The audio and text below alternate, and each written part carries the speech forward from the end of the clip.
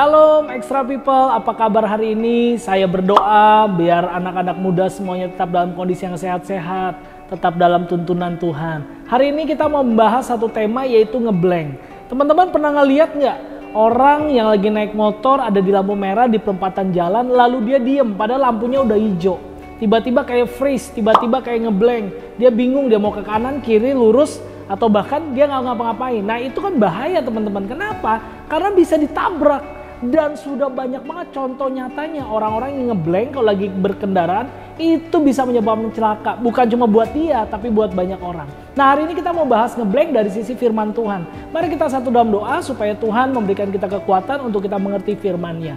Bapa dalam surga, hari ini kami anak-anak muda ingin belajar firman Tuhan tentang ngeblank. Tolong kami Tuhan supaya kami boleh mengerti firman Tuhan.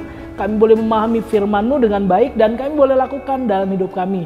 Dalam nama Yesus Tuhan kami berdoa dan bersyukur. Amin. Mari kita buka teman-teman dari kitab 1 Samuel 15 ayat 1 sampai ayatnya 23. Tapi saya nggak mau baca semua, teman-teman baca di rumah, baca di Alkitabnya masing-masing. Saya hanya fokus kepada beberapa ayat yang konteksnya tentang ngeblank.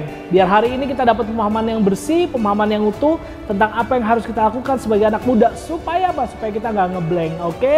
Nah, yang pertama, apa sih yang harus kita lakukan supaya kita tidak ngeblank? Yang pertama, kita harus bisa mengerti firman Tuhan.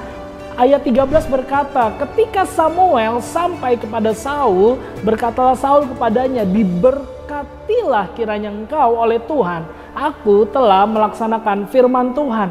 Nah di sini Saul berkata sama Samuel, dia bilang, Samuel, aku sudah melakukan firman Tuhan loh. Aku sudah melakukan yang terbaik sesuai dengan firman Tuhan. Padahal, tahu nggak teman-teman, kalau teman-teman baca ayat sebelumnya, itu jelas-jelas Saul melakukan hal yang salah, yang gak sesuai firman Tuhan. Makanya dibilang, yang bikin kita ngeblank adalah karena kita nggak ngerti firman Tuhan. Jadi N pertama, kita ngeblank karena kita nggak ngerti firman Tuhan. Kalau teman-teman nggak ngerti firman Tuhan, teman-teman nggak akan tahu hidup teman-teman mau jadi apa, hidup kalian mau ngapain, apa yang harus kalian lakukan sekarang.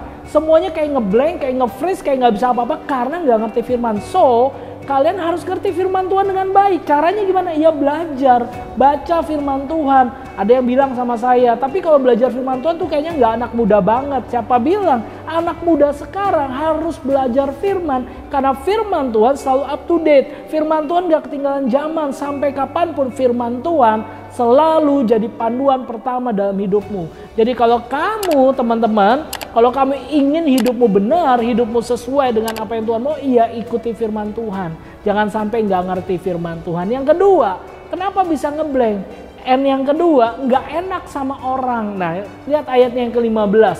Jawab Saul, semuanya itu dibawa daripada orang Amalek.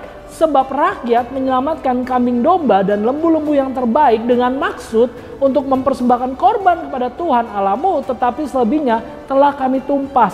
Dari ayat ini kita tahu, padahal Samuel bilang ke Saul, Saul kamu harus kalahkan semuanya orang Amalek. Jangan ada disisain, semua kambing, domba, harta, semuanya ditumpas habis. Tapi Saul malah membiarkan rakyatnya untuk menyelamatkan kambing domba dan lembu-lembu. Artinya apa teman-teman? Artinya Saul gak enak sama orang lain. Dia lebih memikirkan perasaan orang lain, memikirkan perasaan rakyatnya. Ya karena apa? Karena daripada dia nggak setuju sama rakyatnya, daripada dia nggak oke sama rakyatnya, nggak ngikutin rakyatnya, nanti mungkin dia nggak akan dipilih jadi raja. Padahal itu nggak sesuai firman Tuhan. Nah hari-hari ini banyak anak-anak muda yang nggak tahu arah hidupnya, ngeblank hidupnya. Karena nggak enak sama orang. Apa kata orang tuanya, ya ikut aja. Saya nggak bilang gini ya, kalau gitu lawan aja orang tua kita, lawan papa mama kita. Bukan itu. Tapi intinya adalah kalau nggak sesuai firman Tuhan, jangan ikut-ikutan. Ada orang nggak enak sama orang lain. Orang lain bilang, ayolah hari ini tuh paling enak sekarang jadi content creator, sekarang jadi YouTuber. Ikut-ikutan jadi YouTuber. Boro-boro sukses, followers yang nggak ada, subscriber yang nggak ada. Apa yang terjadi? Ya akhirnya dia nggak punya kerjaan. Kenapa? Karena nggak enak sama orang, cuma ngikutin orang lain. Padahal yang penting adalah kita ikutin Tuhan teman-teman. Nah jangan sampai kasus Saul ini kita alami juga. So kalau ada teman-teman yang hari ini sedang lebih suka dengerin orang lain daripada dengerin Tuhan, cepet-cepet minta ampun sama Tuhan. Berteman boleh, Tapi harus hati-hati, karena firman Tuhan juga bilang kan pergaulan yang buruk itu merusak kebiasaan yang baik. Jadi teman-teman zaman sekarang cari sahabat yang bisa bantu kalian, yang membuat kalian maju, bukan justru membuat kalian mundur. Saya gak sedang bilang jangan berteman, jangan bersahabat, tapi pilih-pilih teman, pilih-pilih sahabat yang bisa membantu kalian. Dan firman Tuhan tuh keren banget, Yesus Kristus adalah sahabat sejati kita. Jadi kalau mau curhat, kalau mau butuh sesuatu, ngobrol sama sahabat sejati kita siapa?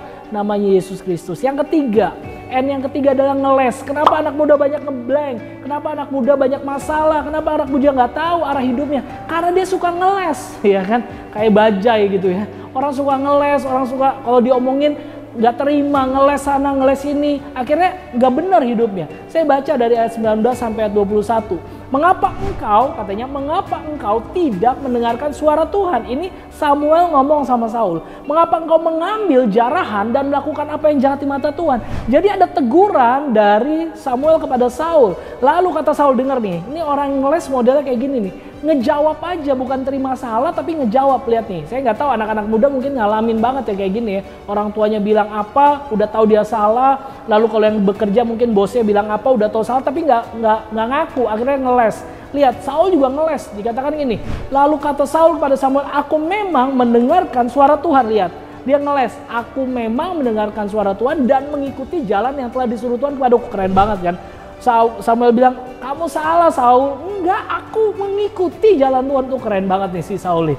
Dan aku membawa agak raja orang Amalek, tetapi orang Amalek itu sendiri telah aku tumpas. Perhatikan, tetapi rakyat mengambil dari jaran itu kambing, domba dan lembu-lembu yang terbaik dari yang dikhususkan untuk ditumpas itu, untuk persembahan korban kepada Tuhan Allahmu di Gilgal. Lihat baik-baik teman-teman, orang yang ngeles gitu cirinya gampang. Yang pertama, dia selalu bilang dirinya benar. Yang kedua, nyalain orang lain.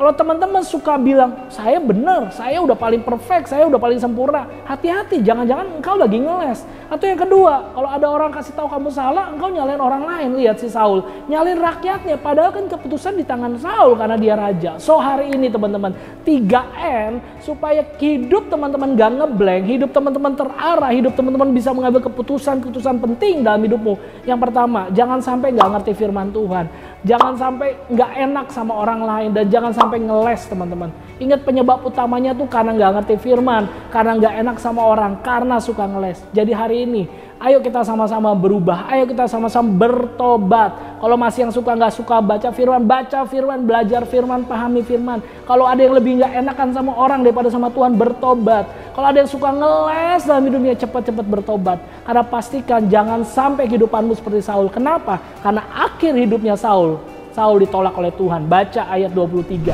Sebab pendurhakaan adalah sama seperti dosa bertenung. Lihat, Samuel berkata, Saul itu orang yang durhaka. Seperti dosa bertenung dan kedegilan adalah sama seperti menyembah berhala dan terafim. Karena engkau telah menolak firman Allah, perhatikan, maka ia telah menolak engkau. Artinya akhir hidupnya Saul ditolak Tuhan. Dan kita tahu setelah Saul akhirnya dia digantikan oleh Daud. So hari ini jangan sampai Tuhan gak pakai lagi hidupmu teman-teman. Jangan sampai lagi Tuhan gak pimpin hidupmu karena engkau gak ngerti firman, karena engkau gak enak sama orang lain, karena engkau suka ngeles. Hari ini pastikan bertobat agar hidupmu terpimpin sama Tuhan dan kau mendapatkan masa depan yang Tuhan berikan bagimu, masa depan yang penuh dengan harapan dan sukacita. Kita berdoa. Bapak, kami berdoa Tuhan, anak-anak muda pada hari ini ampuni kami jika kami masih gak suka firman, jika kami masih suka gak enak sama orang lain, jika kami masih suka ngeles, ampuni kami Tuhan. Kami bertobat hari ini, biarlah Tuhan firman-Mu yang menjadi dasar dalam hidup kami, supaya kehidupan kami terarah dan jelas dalam masa muda kami, untuk mencapai apa yang Tuhan inginkan dalam hidup kami. Terima kasih Bapa, ini doa dan ucapan syukur kami, dalam nama Yesus kami berdoa, amin. Tuhan Yesus memberkati.